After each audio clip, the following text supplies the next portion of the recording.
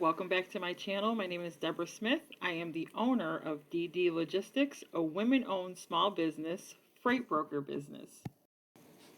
In the trucking industry, scams can cause companies thousands of dollars.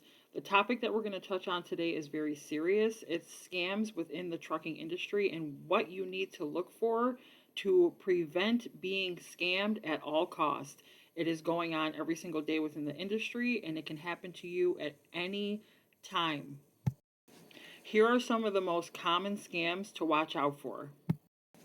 Double brokering.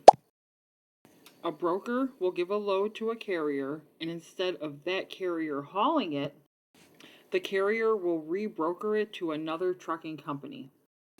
And what happens here is often they don't have the proper authority to do that. So the second carrier will do the work, but the broker and the shipper may never pay them. Here's some red flags on how you know you're being double brokered. The carrier will be very hesitant on sharing the ownership of the trucks that they own with you. Rate confirmations will have mismatched details. You will send a rate confirmation out for a carrier to sign, but the rate confirmation that comes back in will have some affected details. Maybe the dates changed, times changed, weight changed. So you should look out for the inbound rate con because you're going to send one out, but the one that comes back, you need to make sure that none of those details are switched or compromised. Another red flag is a carrier with suspicious history. A carrier who has minimal inspections. I don't care what anyone tells you in the industry, inspections make you real. If I look up a carrier and I see that they're new but they have inspections, that means their trucks are real. DOT is actually physically pulling them over on the side of the highway or wherever it may be, and those inspections are telling me what time it happened, how long DOT stood with them, what DOT fined them for. Inspections make a carrier real. Another scam, freight thefts. This is a huge one. Millions and millions of commodities, cargo, trailers are being stolen every single day. What happens is scammers will pose as a real trucking company, even though they're not, and then they will take off and steal the freight. This is also known as a hostage load. Semi-hostage load, but we'll talk about that as well. Sometimes they steal the identity of the real trucking company, which is another red flag. You might not figure out till months down the line that this has happened. Yes, you will know that the freight was stolen, but they might be posing as another trucking company, and you won't know until that trucking company actually contacts you or you contact them. And they will do that by falsifying the documents. So it's up to you as a broker to use your tools to understand what is a scam and what is not. But these tools that I'm telling you, the information I'm sharing with you right now, is going to help you never get in this situation. Here's some red flags on how you may know that you're dealing with theft. A carrier will give you a hard time sharing their live location, where their trailer and truck actually are. That is a huge red flag. If I cannot get an update on where you are located, 9 times out of 10, there's some kind of theft going on. Another red flag, a carrier's information does not match what's on the FMCSA's website.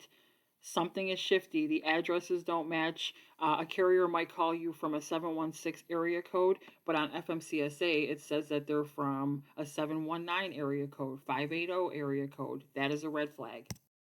Another red flag is the load gets picked up by someone that the shipper did not expect them to pick up. What I do is I give all of my shippers the MC number that should be on the side of the truck.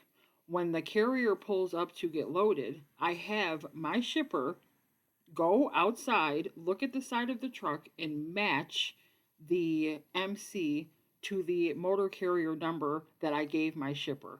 That confirms that it is the correct truck. Scam number 3, fuel card fraud.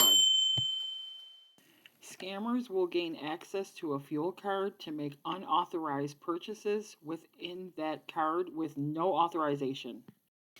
Employees or external hackers can be responsible for this kind of behavior. Here are some red flags to look for. Unusual fuel purchases, a high volume of fuel, or in odd locations that your trucks never go to fuel. 9 times out of 10, your truckers go to the same locations consistently over and over. If you see an odd location, that is a red flag. Another red flag is the fuel card being used at the same location multiple different times. Red flag number 3 is employees that are very stern on not sharing fuel receipts. If you're having a hard time going back and forth with an employee who doesn't want to share fuel receipts, scam. Another popular scam is cargo insurance fraud. What will happen is a carrier will share expired documents, a COI. If you ever see a COI that is expired, it is inactive. Do not book a load with that carrier unless you request a new COI with an up-to-date information. The carrier will book a load with you, and then if a claim is to ever arise or come about, any of that freight is damaged, you will not be able to claim on that carrier's behalf. Red flags are cheap insurance that just seems way too good to be true. Insurance documents that do not match the FMCSA records. This is a big one. Brokers not verifying the COI. When a carrier sends you a certificate of insurance, also known as a COI, there is information, there's an email that you can utilize in the top right corner and reach out to the insurance company. Give them the MC number and the name of the carrier. That insurance company will then verify that this insurance is active. This one you might be surprised by, shipper scams. What shippers will do is they will promise to pay and then they will disappear. In the beginning of my career, oftentimes I was desperate for shippers. Please don't be in that situation because shippers can be scammers as well, and you heard it here first.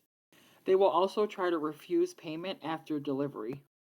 Red flags are poor payment history. You're going to check every single shipper's credit before you work with them. If they have bad history, you're not working with that shipper. If they do not pay their bills on time, you're walking away and you're moving on.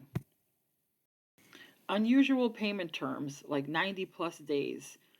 That's a no-no. It's a red flag. Sudden reductions from agreed upon payments. You agreed upon one thing, but all of a sudden, something's shifty in the price.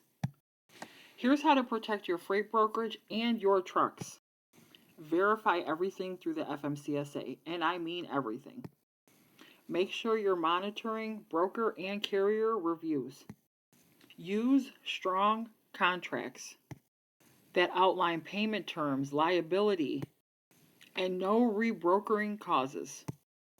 Confirm insurance directly with the insurance provider. Stay up to date on fraud trends.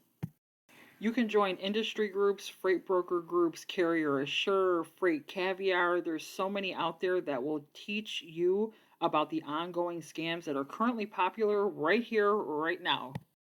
Have you ran into any of these scams within your brokerage? Comment below. Thank you for being here. Like and subscribe. Talk to you soon.